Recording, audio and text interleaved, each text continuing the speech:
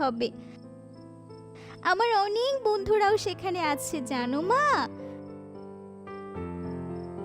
তবে কি জানো মা, আমার শরীর যখন পুড়ে গিয়েছিল, আমি তখন একবার তোমাকে দেখতে চেয়েছিলাম। আম্মু আম্মু বলে কত ডেকেছি, দেখা পাইনি তোমার। তাই আমার শেষ ইচ্ছা পূরণের জন্য তোমার কাছে একবার আসার সুযোগ পেয়েছি। না, আমি তোমাকে কোথাও যেতে দেব না।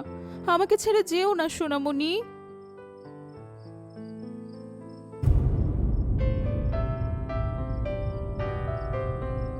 আমার ছুটি হয়ে গেছে আম্মু, আমাকে যে যেতেই হবে।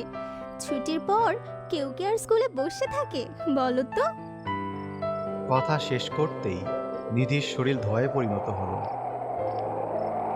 তারপর সেই ধোঁয়া আকাশের দিকে উড়ে চলে গেল।